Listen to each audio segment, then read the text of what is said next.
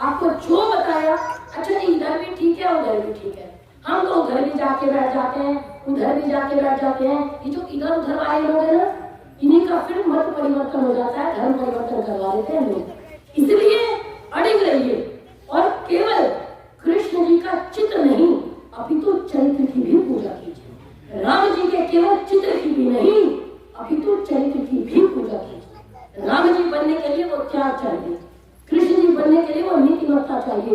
इतने बड़े नीतिमान योद्धा को हमने क्या बना के रख दिया, टॉप कर रहे हैं। और उत्तर कैसे लिखे जाते हैं, वो कहते हैं मुझे सपने में आते हैं कान्हा जी और मुझे उत्तर बताते हैं बहन ढोंग करने के लिए तुझे और कोई नहीं मिला, साईं बाबा को कर ले लेके हमने छोड़ दो रखे है। लो भाई तुम्हारे यहाँ बात करो, हमारे कृष्ण जी के साथ कोई अपमानजनक व्यवहार मत करो। श्रीमद् भगवद गीता को पढ़ो और जो कृष्ण जी का संदेश है मैं बताऊंगी। बस ये बात कहकर वाणी को विराम देती हूँ। ये सब जो साइड वाले रास्ते होते हैं ना, ये इसलिए खोले जाते हैं क्योंकि सीधे रास्ते पे चलने की औकात नहीं, सीधा रास्ता है कठिन।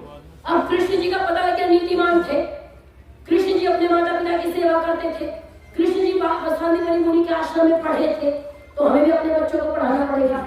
अब हमने घर में ले आए, अब कृष्ण जी के हिसाब से हम नहीं चलेंगे, अब कृष्ण जी हमारे हिसाब से चलेंगे। चला उठ जाओ तो उठ गए, अरे भैया तुम्हारी औकात है। कुछ लोग कहते हैं चलो हम ईश्वर नहीं मानते आगे समाज ही, हम ईश्वर मानते हैं। मैं कहती हूँ क्यों आप इतने बड़ी तोप है कि आप ईश्वर को उठाएंगे? आप ईश्वर ही मान लो। अगर आप ईश्वर मानते हैं तो आप इतनी बड़ी तोप है कि ईश्वर को आप चढ़ाएंगे। उठो जी, जो सृष्टि का पालन करे, जो सृष्टि को चलाने वाले भगवान है, ईश्वर है, उनको हम चलाएंगे। तो हम अपने को तोले, वरना याद रखिए बहुत घमंड था हमको कुछ बात है कि अस्थि मूर्ति नहीं होगा।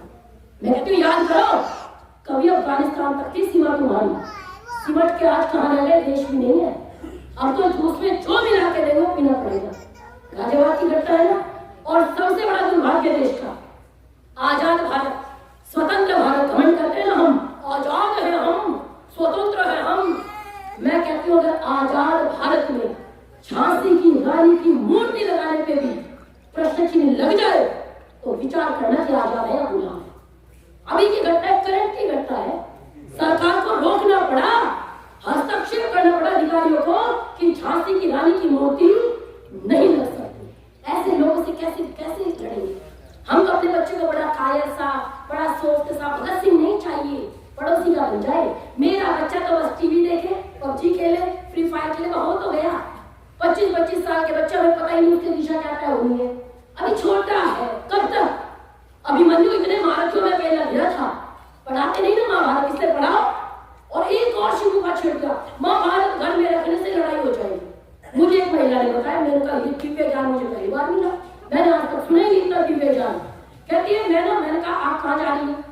बस ये घटना और सुनाऊंगी। कहते पीर पे जा रही हूँ, हालांकि अब वो नहीं है, वो मुझे बहुत अच्छा लगा। आजकल जिन पे लोग जा रहे थे और जिन पे मेरी निगाह थी वो इस समय नहीं है, मैं बड़े सुकून में हूँ। ताला लगाया लेकिन तुम्हारा भी नहीं तो हमारा भी नहीं रहेगा। अब क्या हुआ? कहती है पीर पे जा रही हूँ। मैंने कहा दीपावली पे पीर का क्या काम? ना मेरी सास भी जाया करती थी। मैंने कहा आपकी सास दीवार में उसको दौड़े आकर दीवार में टक्कर मारेगी तो आप मारोगी ना चाहते हैं। मैंने कहा दीपावली से पीर का संबंध सिद्ध कर दो, मैं भी जाऊँ। कहते ना मैंने कहा घर में गायत्री मंत्र का जाप कर लो, क्यों लगाई लगी है? अरे आपको पता नहीं हम गायत्री मंत्र नहीं पढ़ सकती। अरे इतनी सिद्धि कहूँ पागली कहूँ मेरी समझ में आया, गायत्री मंत्र नहीं पढ़ सकते हम तो क्या पढ़ेंगे भाई? हम गायत्री मंत्र नहीं पढ़ सकते। मेरी 2.5 साल की बच्ची है, मैंने उसको गायत्री मंत्र पढ़ा दिया। अब कुछ जो जन्म बनाया ना उनको बड़ा दर्द हुआ और ये गायत्री मंत्र पढ़वा दिया छोटी बच्ची को। मैंने कहा तुम जाओ कलमा पढ़ाऊंगी तब तुम्हें कुछ हुई। ऐसे ऐसे लोग हमारे देश में।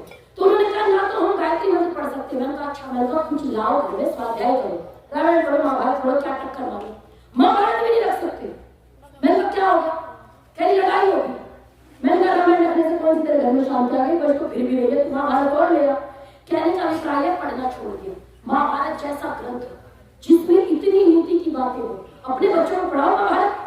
अभिमन्यु है, जब चक्रव्यूह में प्रवेश किया उनको पता था युद्ध इतनी बड़ी सीमा पे लड़ा जा रहा था, अर्जुन दूसरे मोर्चे पे लड़ रहा है, चक्रव्यूह बना दिया। उनको पता है किसी को तोड़ना नहीं आता। कृष्ण जी को आता है, वो सारथी बन के दूर है। अर्जुन को आता है, अर्जुन दूर है योद्धा बन के। किसको आता है? अभिमन्यु को आता है।